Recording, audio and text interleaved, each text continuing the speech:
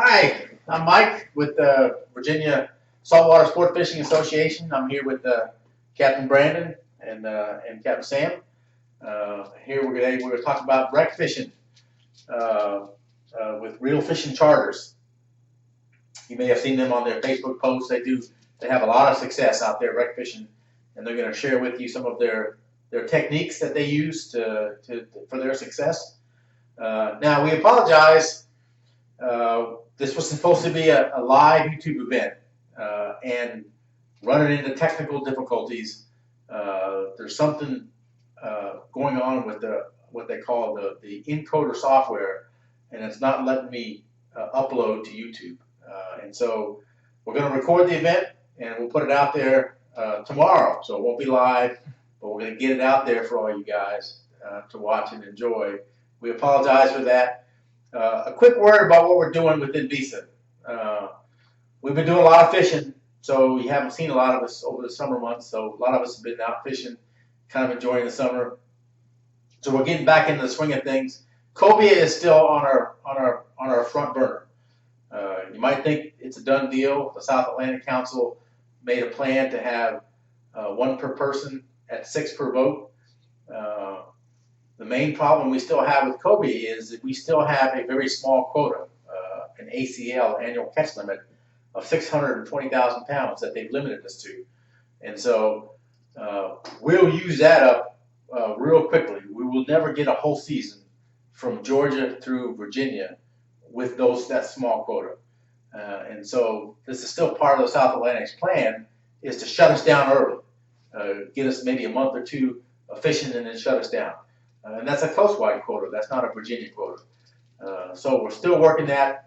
It's going to come down to working with the South Atlantic Council and probably again with the VMRC come this spring to get us a cobia season for next year. Tilefish is still an issue. They're going to come out with new regs pretty soon. It's going to be 3 per person for private boats, 5 per person for a charter boat, and 7 for a head boat. We objected to that strongly, that there should be 1 limit for recreational anglers, and not this, what we call sector separation. And they're going to have closed seasons starting next year. They're going to close this down from like 31 October through 1 May. So we'll only have tilefish, blue line tile fishing from 1 May through 31 October, and a private angler can keep 3 per boat or 3 per person. And that's 1 or 2 drops, and you're done. So who's really even going to even bother for that? If you can just to break out the gear, to even bring the gear for that. So that's still an issue we're working on. Sea bass, striper is still an issue. We're working bunker issue very hard. Within Visa, we've networked with a lot of the other fishing clubs, and we formed kind of a new ad hoc organization called the Virginia Menhaden Alliance, teamed with the Chesapeake Bay Foundation and a lot of the fishing clubs, and we're kind of getting ourselves organized. Unfortunately, we dealt a blow last week at the Atlantic Marine Fisheries Council meeting. They voted to increase the bunker quota for 2017, so that's going to go up for next year, and most of that will go to Omega and come out of our water. So that's really bad news. So we're still working that. We're working with the. I had a meeting today with VMRC. We're looking for ways to jumpstart the artificial reef program. It's kind of been on life support lately. Not a lot of new materials going out. We're looking for ways to how we can get new materials out there and start that program. It's all about money though. So more to follow on that. So, but without further ado, we're going to turn it over to Brandon and Sam, and they're going to walk you through how they do wreck fishing off the coast of Virginia. So hope you guys enjoy. Thank you, Mike. Well, some of the things that I'd like to start off talking about are some of the different types of fishing that we do on some of these different types of wrecks, from pretty much the Virginia, Carolina coast all the way up to most of Maryland, Delaware. Most of the wrecks that we're going to be fishing are anywhere between 6 miles on out to 60 to 75 miles. Most of the fish that we try to target are flounder, tautog, sea bass. Occasionally, you'll catch some other species in there as well, maybe a mixed bag. And we're going to go over some of the rigs and different techniques that we try to catch them with today. All right. Well, first off, talking about some different types of jigs and some different types of rigs that we use. Mainly when we're going out there, we use, get a little closer to show some more detail. Some of these 2-ounce jig heads here with some of them are colored and some of them are not. If you go to your local fishing store, you can pick these up from, I think the smallest one I've seen is 1/8 ounce. Is that about right? About 1/8 ounce, up to about 3 or 4. The average we use is about a 2-ounce. That'll get you down most everywhere, depending on the current and the wind.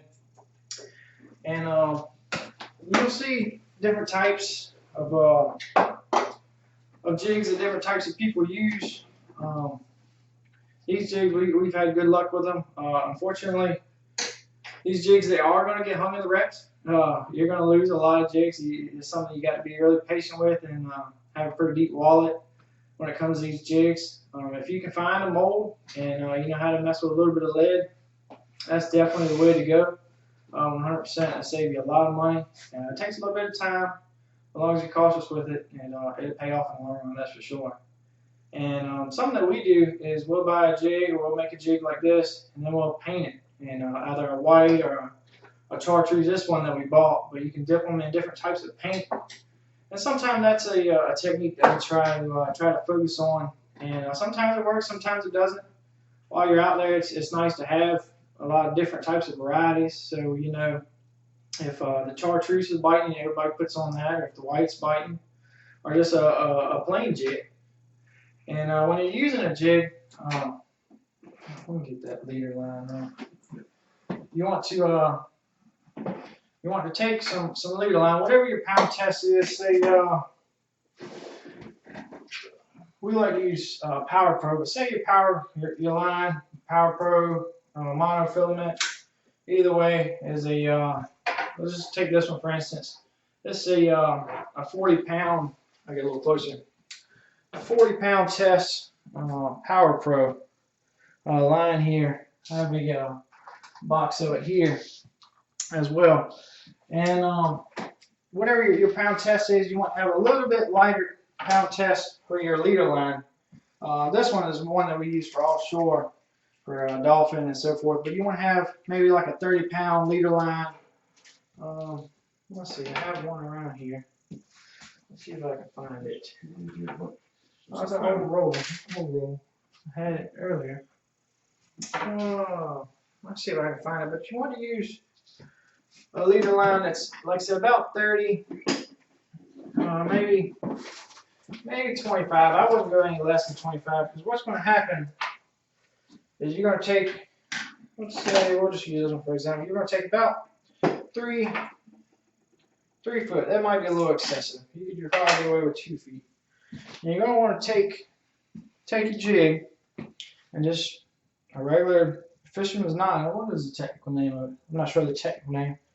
Well, loop it through and turn about anywhere between 5 to 10 times. Everybody tries to get 7. That is the perfect number supposedly.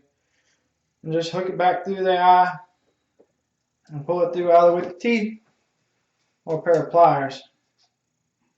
Either way, tighten down on it. Then with your knife or your tweezers or your fingernail clippers, or not that, fingernail clippers, just cut a little excess off. Leave a little bit exposed, just for safe measures. And then come on up, and you can either put a barrel swivel, or you can just tie a regular loop in the knot. And you want to use, like I said, it gives you right there, give or take about 2 feet of leader line from there to there. And what the idea is that the clear leader line, the fish won't be able to see it, is the idea behind it, the theory behind it. But actually, what we like to use it for is if you get hung in the wreck, the hook gets hooked on something that's solid, this line is going to break away before your barrel swivel does on your Power Pro, because your Power Pro is a little bit different knot you got to use to get that on there. And you don't want to lose your whole red setup, because if you're catching them in the red hot, it's a lot easier just to take this barrel swivel and take the clip off and put a new rig right on it, instead of having to tie a whole new barrel swivel on there and get you a new leader line and jig. and everything of that sort. Now some different grubs or jigs that we use. We try to mainly use all gulps, but this year we've been focusing a lot more on the off-brand names. See if I have some around here as well. Here they are. Here's that leader line too. Here's the leader line I was talking about. Yeah, this one here. This is a 40-pound. This is, well, we try to use a 30-pound. But either one of these, your regular leader line. There's nothing fancy about it. Whatever you want to use. The cheaper one is the one that we use mostly. Some of your bait shops, they have a brand that they manufacture. They sell themselves. Some of them you have a big brand like Berkeley. It's a pretty big brand, and they're not that expensive either. But when you want to use them, and then also we've been using some of these this year as well. The Gotcha Tournament Series. They're a lot more. You get a lot more for your bang, your buck. You're looking at here. I got these on sale, actually $5, but it's originally about $6.50 a pack. Where these you're looking at $6, but you get a lot more. You get almost triple what you get in here. You get maybe 6 to 8 in here, where you're looking at almost probably 24, I bet, in here. A 20-pack. So for the bang for your buck, these are it. But the only problem with these is they're not scented. Where these are supposedly scented. Be honest with you, I think they all work the same. A lot of people, they got a lot of faith in these gulps, and they do work. The scents on them, they do work really good and really great. For the offshore wrecks, we like to use these whites, these with the longer curly tails. The ones that work, I think, fairly well. But different people, different techniques, different strategies. Let me see if I have a knife.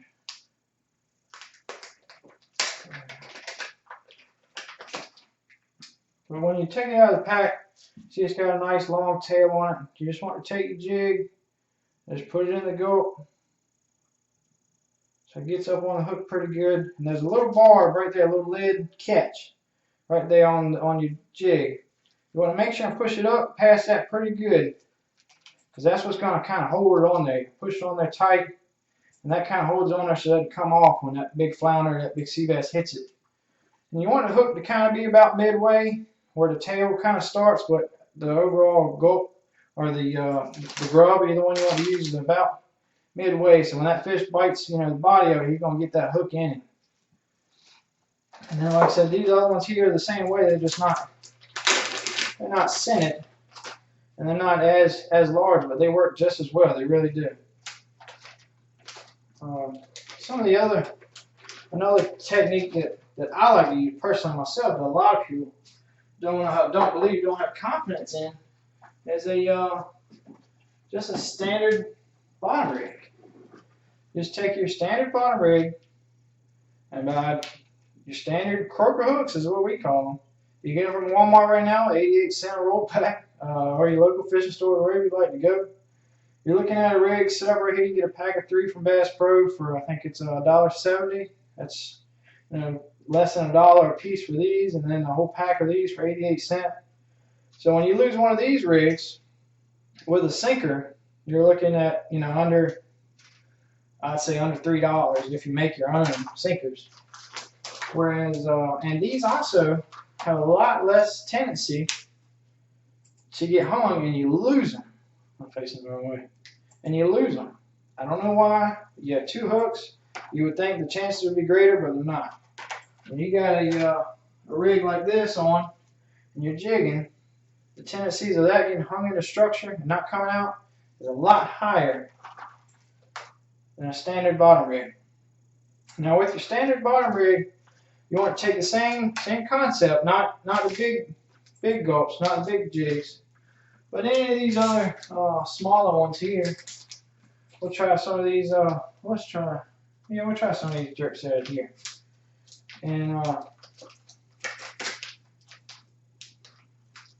don't know why they make them the most difficult pack to get into. They're not really designed to get sealed back up, I don't think, once you get into them.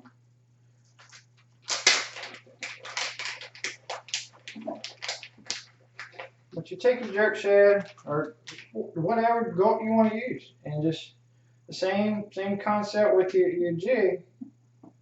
Just try to put it on the hook best you can. This hook's a little bit rusted up. So hopefully we'll be able to get on there. A little bit rusted, so the hook placement's not going to be perfect on this, but you'll get the idea behind it. And then we'll take one of our gotcha tournaments, and we'll put on the other hook. And that one, like I said, is the same way as the gulp. You just want to try to put it on there as high up as you can and expose as much of that hook. Because these hooks as well, not all hooks have them, but they have a little barb on them as well. Double barb, they kind of hold that double barb there to kind of hold this grub or this gulp on the hook fairly well. You want to put that on up in there fairly well. And then you want to take a piece of cut bait or squid, either one, and put it on the hook, a small piece. You don't want a really long piece, a big stringy piece, because that's what you got this for. You got the little tail to kind of flicker, and you're going to have a little piece of bait there to have a piece of meat on there. And you're going to put that on there with a round sinker. You want to try to use a round, egg style sinkers. Right there. That's a 5. We make our own here, so you'll see a little piece of lead hanging on. We just didn't get that one cut off. But that style sinker right there is ideally the best sinker out there for wreck fishing.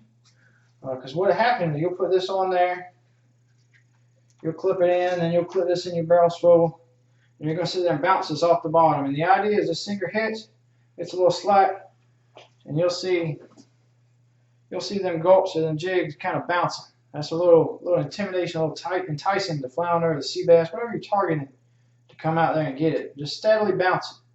And also what the bouncing is going to do is going to keep it from getting hung in a structure. And you drift away slowly, or if you're anchored, it'll help you from not getting hung if you're steadily bouncing really softly and easy.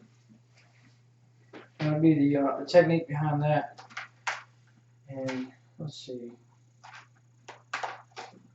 What else have we got? Let me take some of these off here. Doing all right on the camera there, Mike? Yep. All right, good. One of the other techniques that you might want to try while you're out there, because I mean, most time you're out there anywhere from like that 6 miles on out to 75 miles off the coast. So that's pretty much all you're focused on doing is out there fishing.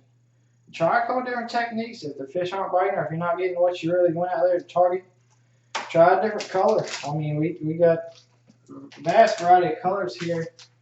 I got a lime, tiger glow, some nuclear chickens, some new pennies, whites. I mean, you really want to take a wide variety out to the wrecks, just in case the different type of species of fish out there you're trying to target get biting that type of color.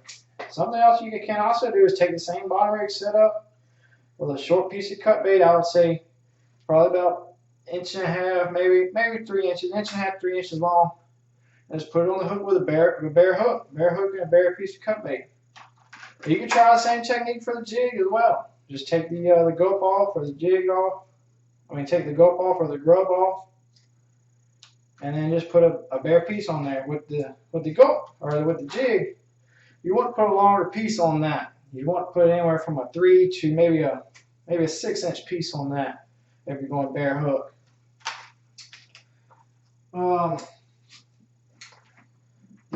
Which ones? Yeah, these pogies here. It's just another style of a gulp. They work fairly well, but something that I've done a couple times is take the tail and you just split it right in half. What it does is make it flicker a little bit better, make it flow a little better sometimes. Depending on where you're at which wreck you're at, how deep the water is, what the current's doing, the wind's doing, so forth, and so on. What else have we got? Let's see. So those are two of the different types of fishing that we target when we're targeting flounder. We're targeting big flounder. That's two of the big ones. You're going to catch a lot of sea bass as well doing that, especially if you're using a squid. The sea bass love the squid. Squid is probably the number one piece of bait they use when you're trying to target the sea bass.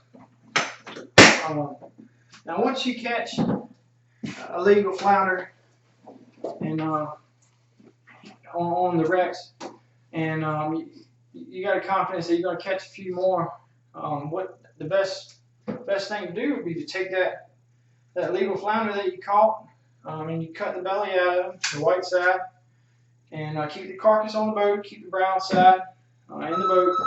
Don't throw the carcass overboard. That's going to be one of your counts when it comes to your recreational limit. So you take that belly, cut it out, and you can cut little pieces off of that, and that's really a great piece of bait to use. You can do the same thing with one of your sea bass. If your sea bass in season, you catch one of them.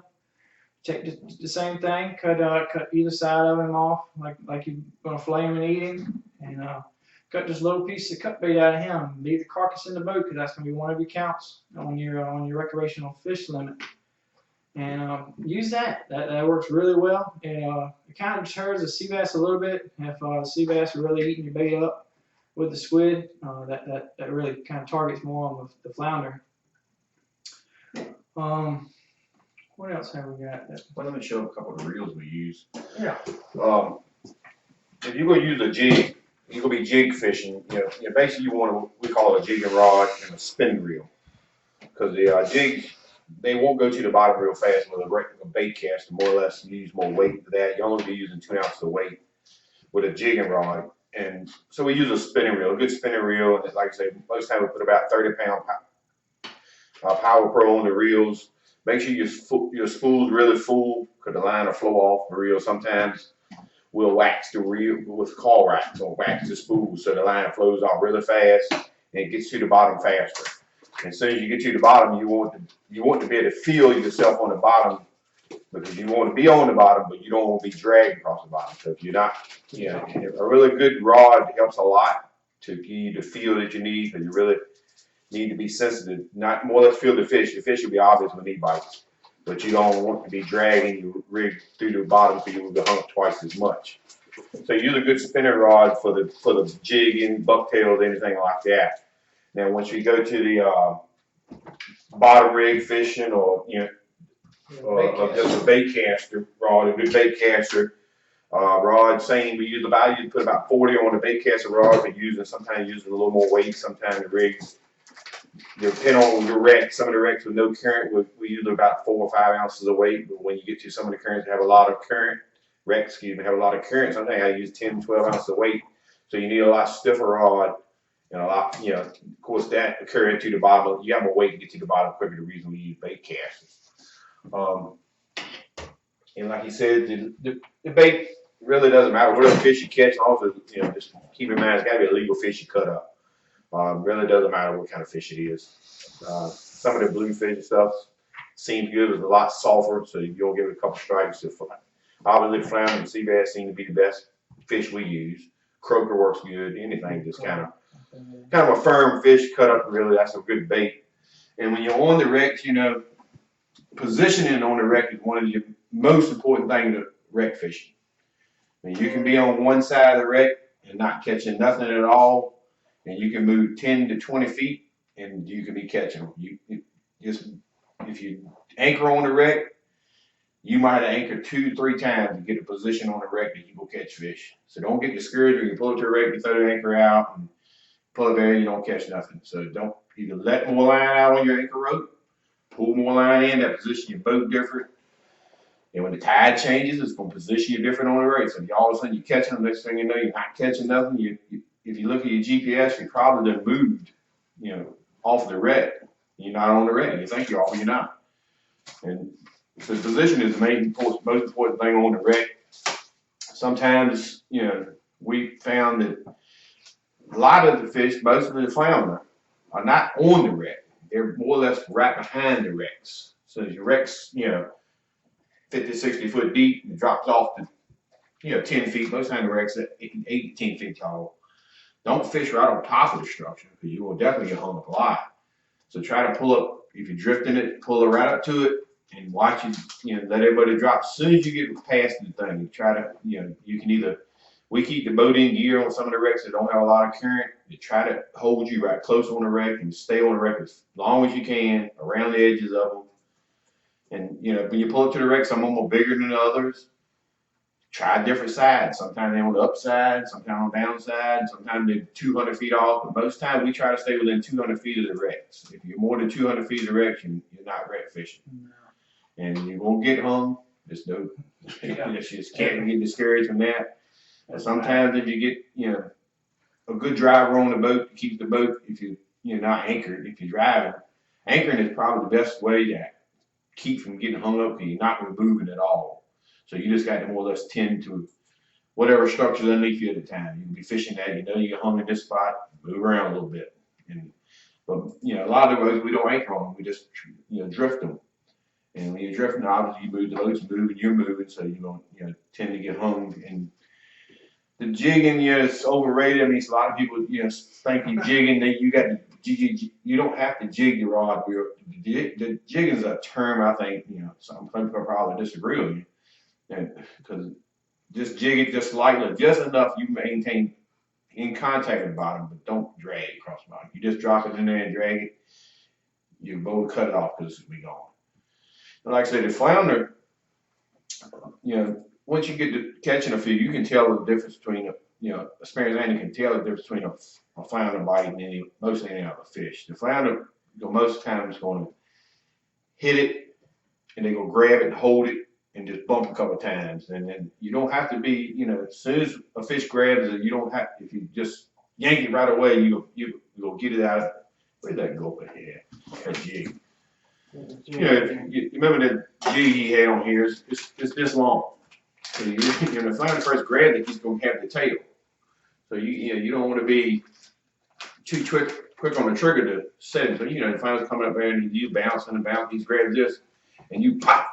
So your fish is gone. So grab it, just make sure you ain't hung, pull up on it, you'll feel it bump a little bit. And just, you can be as patient as you want to with it, but you can't let too much slack because if you check it and you think it's a fish and you let it drag, you might get hung. Then you're going to sit there and it's going to get hungry. So sometimes you can snatch them out of the hang, but main thing is just be patient with the flounder. Just let him have it. And once a flounder grabs it, he's very seldom going to turn loose. He's an aggressive fish. Once he finds it, he's going to hit it. If it was a little one, he'd eat all your tail off, all your bait. You're probably not going to catch him. And these goats, if you drop it in there, they bite the tail off. Don't throw it away. Just keep putting your piece of strip bait on. Like he says, 2 to 3 inches. You don't need a great big long piece. So, if you're out to open water, you could put a big long. We used to fish 8, 10 inches when you're dragging baits on, like in the bay or whatever. But in these wrecks, you can't give them so much time to swallow that big bait that you keep dropping it in there, you will be hung. So most times you got a little small piece of bait, so when he hits it a couple of times, he's on the hook. And then you get them, just normal fishing, just crank him in, keep him steady, and keep slacking the line. And you pretty well get them. They will spit them out, because sometimes that's just part of fishing. Of course, with the bottom rig, you don't have to give them as much time. Most of the time, you're not fishing with, as big or gulps or whatever. And that's not saying that these are going to catch just because it's a bigger bait, bigger fish. It hasn't been the case for us all the time. We have caught big fish on these, and we have caught just as big as fish. And many citations on a little small hook. Them hooks will hold a citation fish. Don't think they won't. They will. They will hold a citation fish just as well as any of them.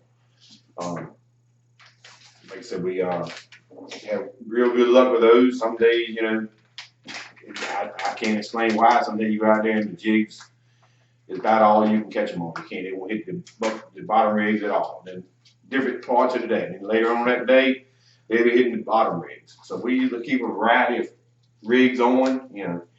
So it takes a little more experience to fish with a jig because if you're fishing penalty, the deeper the rig, the more it takes experience. If you're fishing 50 to 100 feet deep, a lot of people will head us down there and they wouldn't even be on the bottom.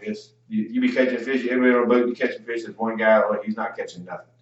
he's not on the bottom. He thinks he's on the bottom. He's not on the bottom. And if you got a cheaper rod, or if if you're not fishing with Power Pro or some kind of braided line, you're pretty well wasting time wreck fishing. Because you're not gonna feel the bite. You're just gonna stay home. I mean, this line has no stretch to it, like mine has stretch to it. So you're not gonna, very seldom you even know you're on the bottom. You'll think you're on the bottom, and if you are on the bottom, that's where you end up being on the bottom because you're not keeping it off the wreck. The winds, obviously, when you wreck any fishing, the wind has a lot to do with it. But wreck fishing is more complicated with the winds than any other. The higher the wind, the less time you're going to fish on the wreck. Ain't saying you can't go fishing on the wreck on a windy day. We do it all the time. But, obviously, it's common sense, and the wind blows you off the wreck. You're fishing less time on the wreck, and less fish you're going to catch. I don't think it has nothing to do with the water dirty or whatever. Most of the wrecks we fish are pretty clean anyway. Some of the bay wrecks you fish in, they have a tendency to get dirty, and of course, flounder don't like in dirty water. And like I said, we do tend to like to tie some kind of barrel swivel on your line. Some people use a line to braid knot. I ain't a big fan of that because it seems to break all the time, and it takes too much time to tie it on, and it'll break that before it breaks the knot on the swivel itself. Some of these wrecks we go to, and the further south you go to, the more weight it seems like you have to do with the wrecks, because these wrecks up this way, there's not much current. So if you go down to the Carolina wreck, you're going to probably be fishing anywhere from 16 to 24 ounces of weight to stay on the bottom. Of course, we've had to have a heavier rod in. We have one there that we probably would use like a TO25 to fish those wrecks with, and that's probably got about 50-pound braid on it. But just because of the size fish and stuff you down, and you got a bigger variety of fish down there too. We got some, down there when you get down there, the flounder pretty well eliminated down there, but it's bigger sea bass, and then you got the grouper and the snapper down there, and some other mixed bags in there. So, and we usually don't use jigs or gulps down there too much down there. Basically just regular. We kind of, when you get down to them breaks, you want to kind of hand tie some. The bottom rigs you can use them, but there's some big triggerfish down there and some bigger, live big amberjack down there. They're gonna break those rigs. So we usually try to bump up to about a 40-50-pound leader and tie on rigs with those. And also you can always do some speed jigging on any of the wrecks, and you can catch amberjack on almost all the wrecks you fish with. And we call it speed jigs, down jig, speed jig, whatever you want to call it. Keep some of these handy. And that's a good fish too. I mean, obviously to give you a fight, but if you're looking for something to eat, you probably don't want to eat the amberjack. Some people said you do, but I don't have much luck with them.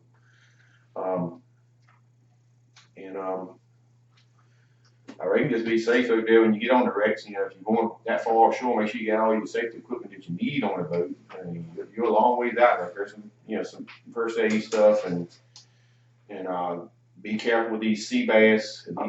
So a lot of whatever that disease you can catch, the sea bass, the bacterial disease, they're pretty firm. They got a lot of spiny fins on them, so just be careful with them.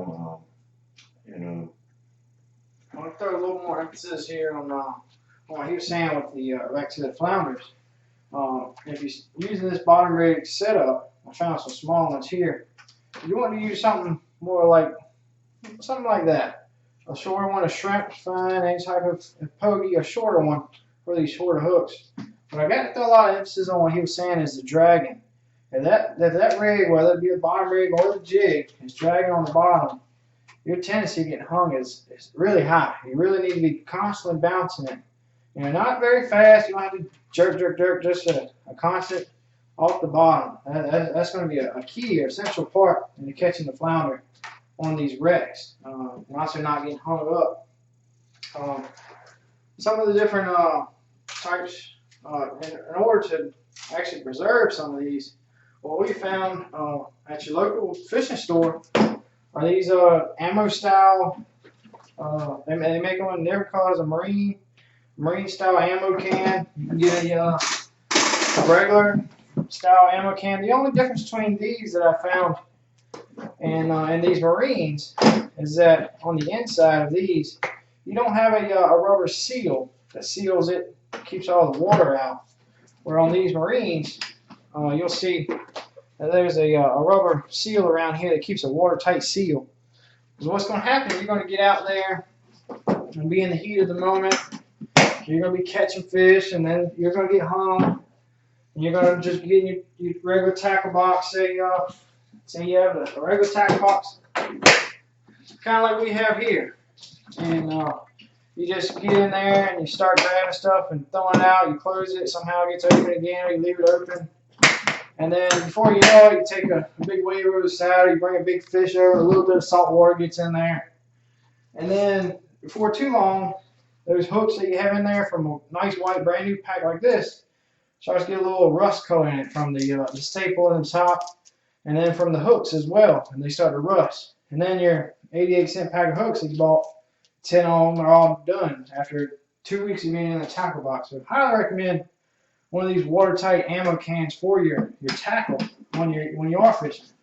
Because you do go out there in rough water sometimes, and it takes on some water on the boat, and you want to try to keep the tackle essentially dry and protected from the elements. One of the things he was talking about as well, I got to throw some more emphasis on it, is your rod. We use a higher end Shimano rod. Well, you really want to use a rod that's got a real firm tip. And you can test these in your local fishing store without a reel. You don't want a reel on it, you just want the rod. By taking your rod and just holding it up, and you'll see the firmness of it. And if you got one that really bends all the way over, you don't really want to have that when you're wreck fishing. You want one that's kind of got a real firm tip. Doesn't have a lot of arch in it. It's like a medium heavy, I think, like a 6. What is this one here? Yeah, this is a medium heavy, like he was saying. Medium heavy, medium fast action. I can get on in there a little bit. 6. Hopefully, maybe you can see it. What are we looking at, Mike? Can we see anything in there? Nah, just leave it to them. All right, it just says a power, medium heavy, action, medium fast. A jig is 168 gram. Your power per reading is 50 to 80 pounds with a 6'3" height. You really don't want anything much over 6'6" when you're fishing on the boat. Anything from about maybe a 5'9" to a 6'6" would be your ideal setup for your wreck fishing. Penn, they make a fairly good rod as well. This is the Penn jigging right here. What does this one here say? This one also says a braided line 50 to 100. That's a fairly good one too.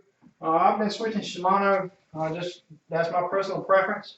But Penn does make a good quality line of products. I don't disagree with anything they make. It's just my preference is all Shimano. I had good luck with them in the past. When you are out there on the wrecks, you want to you always want to have a larger rod reeled up. This is a TLD 15. You can have a TLD 20, 25, something like that. But you always want to have one rigged up, ready to go with a lot of string on it. That's the main thing. A lot of line. Because what we found out in this past couple of years is we're fishing these wrecks, and a big fish would come by, and we don't have anything rigged up, ready to catch him with. This year we experienced a big, huge wahoo swim right by us while we were flounder fishing. Big tuna, 2 big tunas, actually a school of big tunas, and then some nice dolphin. We have caught some nice Baylor dolphin, and this year as well. And this I'm going to take this rig off and show it to you. And you don't have to be far. I mean, you can be real close for these dolphin to get on these wrecks. I mean, they could be essentially on around the tower, around the lake tower. 12 miles, 13 miles out. You could be catching a Baylor dolphin. But you want to take about a 3-ounce inline sinker with a good amount of leader line. What we got here, about 7 feet of leader line. You want to have some pretty strong, stout leader line. I would say maybe 50 pounds. Yeah, 40 to 50 people.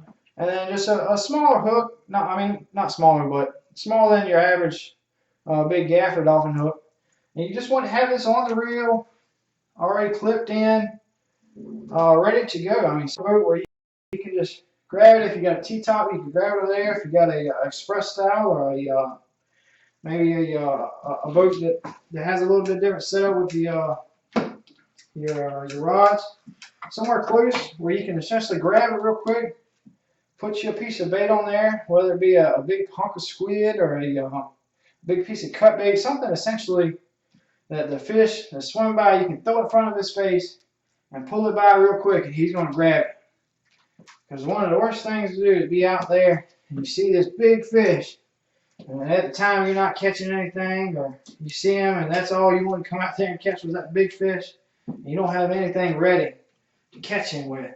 And what somebody said about the dolphin we've experienced here where we fish on these wrecks, when they show up, unlike some of the regular Baylor dolphin that you catch them anywhere else, they don't like when we throw it out, just throw it as far as you can and crank it as fast as you can back to the boat. They like it extremely fast. You can't crank it fast enough to get away from them. We can't catch them just bailing, so you'll see them swimming all around the boat. And you toss it over there, they just won't hit it. A lot of times we crank the boat up and just troll for them like that. You can catch them like that, or it's just as easy just to cast the rig out and just let it sink a little bit and crank it in fast, and they get it on the way in. A lot of times you'll catch a dolphin just dropping your regular jigs down, and you'll know when something hits it. All of a sudden, you'll be waiting for it to get to the bottom. It's not to the bottom. It's going to take it off, and your fish is nowhere. Who knows where he's at? And we had a gaffer dolphin this year on a bottom rig, just like that, about 15-pound gaffer dolphin on this one eagle claw hook. So these little hooks will hold us for big fish. Don't be discouraged on that. A lot of times, if you got people that fishing that don't fish a real lot, this is a better rig to use to keep you maintain time on so much rig. When you go out there, I wouldn't spend a lot of money on rigs because you're gonna lose them. Yes. I wouldn't go buying no $7-8 bucktails and drop down there because that's unless you just load it with money, don't care. You don't need them. These here, a lot of times you put them in, you get hung up. These hooks, if you get hung up, sometimes you'll snatch them 2 or 3 times. You just pop the hook off and crank it up, put a hook on, you good. Of course you can tell when you're dragging this is definitely on the bottom. So that's why this gets hung more than that. With this, you got your sinker bounce across the bottom instead of your hook. The sinker bounce, this is gonna get down in there. But this, he might disagree. I know Jig Fisherman, he's a bad. I think this catches more flounder versus sea bass, which is nothing wrong with sea bass. Yeah. When the sea bass season is open, as Mike mentioned, the sea bass season, it's closed and open, it's closed and open, and flounder season, they finally left it open. You can't keep a lot of them though. When you wreck fish, sometimes you go out there, you think with three or four person man. That seems like a lot sometimes. If you ain't catch them, that is a lot. If you catch them, that's not very many if you got them.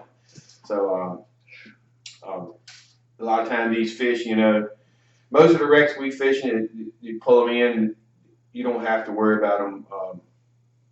The bladders coming out of them, they're just not deep enough unless you go down to the Carolinas, and then, I don't have not much experience putting the needles in them and all that. Most times these fish appear pretty well good enough to let go.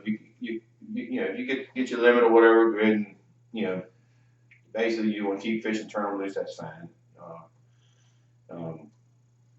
Like so when we go, we try to get everybody's limit, and and that's no guarantee no time you go, but I wish it was. sometimes you go out there and you stretch to get the limit. Sometimes you can get your limit by half a day, and then of course most of the wrecks we fishing at this time of the year, it's pretty well limited to sea bass and flounder. There's some junk fish on there too you can catch, but we're not interested in catching those. But later in the year, we'll go and of course in the fall part of the year, in the winter months, the tautog are biting on there. That's a little different kind of rig. It's one on the rod over there. Okay. A tautog is a good fish, really big. They get big, and basically when the wrecks that we've been fishing them and catching them on is we start catching the bigger tautogs in December, right on through about February. On the wrecks. The biggest problem with tautog fishing is getting bait. It's hard to get crab. only kind of bait you can get in the wintertime. You know, and later in the winter they close the crabbing season out, so it's hard to get the blue crab, the fiddler crabs are going. So we get to the main thing we've been fishing with lately was green crabs. You can still get the green crabs. Frozen crab is really not, you're not gonna have much luck with them. I can't get fresh crabs. I'm not, some kind of fresh crabs. I'm not wasting time going on the wrecks to try to catch them because the frozen crabs are they just jump. They won't hold up. You can freeze them in salt. Sometimes, it's not no comparison to a fresh crab and a whole crab. The meat's just mushed in it when you look at them through the fishing with shell. Especially fishing these wrecks. Like the tall fishing, you just don't be discouraged when you at any of the wreck fishing, more or less. When you get out there, whatever wrecks you're fishing, it can be 10, 20 wrecks out there. Go to one, take your time, be patient, fish 2 or 3 sides. If it's fish there, our motto is fish there, don't leave fish to find fish. That's probably a good motto for everybody to follow. That's my motto to follow. But I mean, it's just, you're not catching no keepers and it's just nothing there. Just go to another wreck. Set up on it, and just be patient on the wreck, fish it good, and just try it several different sides, several locations. Don't waste your whole day on it, but don't run there and make 2 drops, there's nothing here. Because the location on the wreck is everything. You can be, like I said, 100 to 200 feet off, sometimes even closer than that. The fish congregate in sometimes one little spot on these wrecks.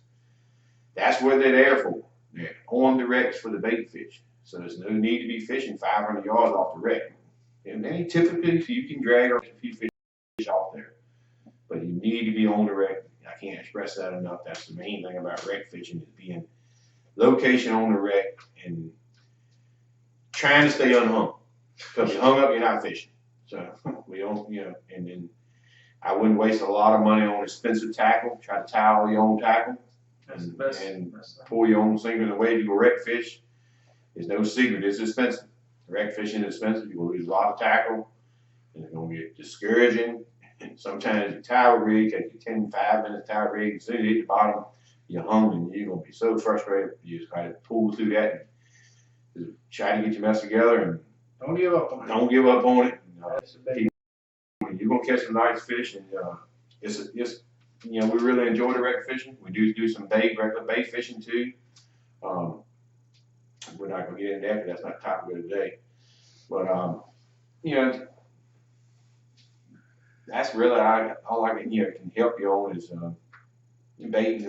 All the bait we use is squid and cut bait, and of course all the fake jigs or whatever. They help in different days. It's going to be different colors. A few years ago, I didn't believe that, but sometimes it made me a believer, a little more believer. I ain't 100% say you got to use white every time. Got to use chartreuse. White and chartreuse is our primary colors on the other rigs. Seems like further offshore, the whites and chartreuse or the colors are used. Up in the bay, they use the new penny and the nuclear chicken and some of the brighter colors, the pinks. The pink's not a bad color, so don't think it's a good color. Like I said, carry a variety of colors and a bunch of rigs and a bunch of jigs, big variety of sinker weights. The lighter you can get to the bottom, the better off you are. The lighter rig you can use, but you got to get to the bottom. So if you can't use something light, you have to get to the bottom some way or another. If you get too heavy, too much current, too much wind, you probably have to find another wreck or another style of fishing. Because it's not going to work. So at what point in time do you guys anchor versus drifting? Well, we if it's real windy, we anchor on the wrecks. Yeah. It's real windy. Or if we're into some of the inshore wrecks, got a lot of current. And when you get on the inshore wrecks with the current, the offshore wrecks don't have much current. So we try not to anchor on them. That's with tog fishing. Tog fishing is so sensitive. You got to anchor there no matter what. Yeah. You have to anchor with tog fish. There's no doubt about that. Because those are finicky biting fish, and you got to be patient. You got to be paying attention to what you're doing, and you're not gonna catch them. You'll be feeding them. And when you are tog fishing on the wreck, like he's talking about, you're tog fishing. You're there on the wreck. You got anywhere between 18 to a 30-foot boat. So that's 18 to 30 feet that you can fish on that wreck. So when you're fishing on it, like he's saying, you're on the wreck, you're anchored there. Move up one side of the boat. And most times your boat's anywhere from say 7 feet to 15 foot wide if you got a big one. So you got a lot of different spots on that wreck on the boat that you can try to tog fish at. Don't just try, one side and think they're not there. Move up in the middle, move up in the front, get all the way on the bow, get all the way on the stern. Try all around the boat before you give up on that spot. And then you got a couple 100 foot of rope. You can move in and up. So do that before re-anchoring with a wreck. Because I used to be aggravating. But definitely on the inshore wrecks with the current, you have to anchor no matter what style of fishing, I think. Yeah, because you will lose a lot of tackle because you will be drifting.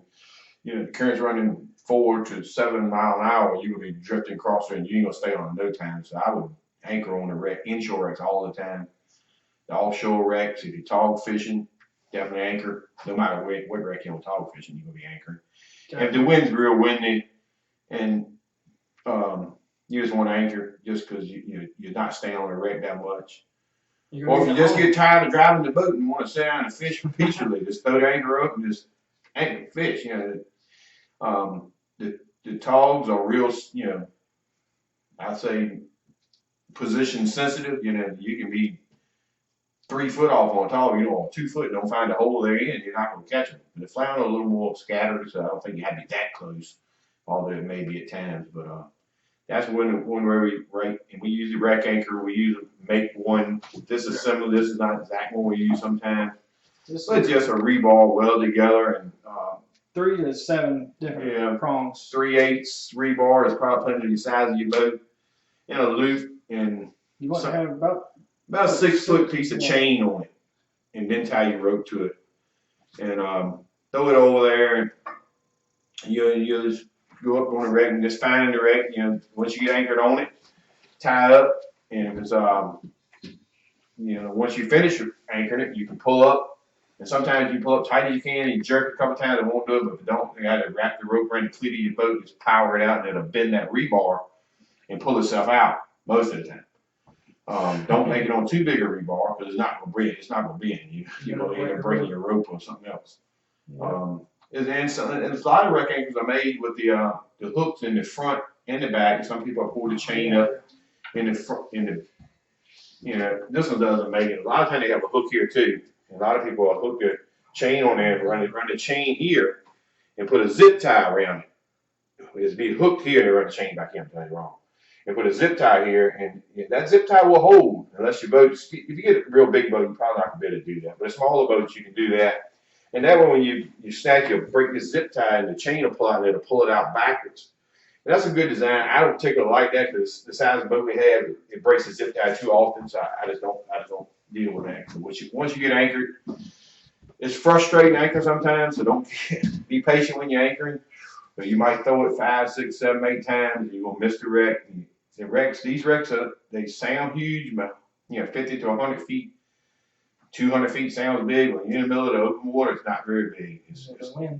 Sometimes it's difficult to get anchored. But once you get anchored, you want that anchor to hold you, but you want to be able to get it back also. So I wouldn't get too discouraged on that. But you have to be patient with the anchor. You're anchoring, the guy throwing it, and the guy driving it, and the wind is blowing you, the current's taking you, and you think you're on the right side, and you might have missed it totally. But like I said, it's rewarding when you do get anchor fishing on it. So it's a relaxing way to fish too, because when you're not anchored and you got one person driving the boat, although if you got like an open T-top like the boat we have, the driver can fish us also.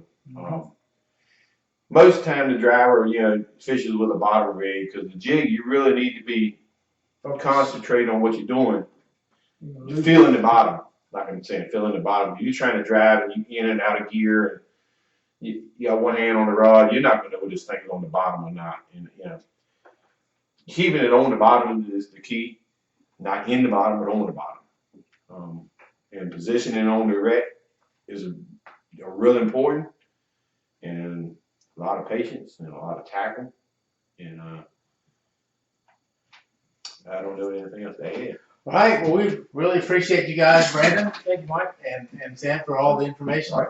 Now, these guys put out a lot of information, and it'll be on our YouTube channel. So check. You can go back and review it as often as you want. And again, I apologize for the live stream. Technical difficulties. I'm not a PC guy. I tested it out on Monday. Everything was working fine. You know, probably some stupid Windows update on me. But what I recommend you guys do, check out their Facebook page, guys. You're gonna go on there and you'll see a lot of fishing pictures, man. These guys are on the fish. So the best way to learn how to catch fish and what they're doing is to book these guys and go out with them. Check us out on Facebook. Facebook's the Kansas City. And these guys will put you on the fish out there. And we have fun trying if we don't catch them, but we're gonna try our best to catch them. We have a good time with just regular old guys with no fancy fishermen. We just getting better and better every year, and like you have a great time with it, if nothing else. So thanks a lot, guys. Thank you. And Thank you. get you on some fish. All right.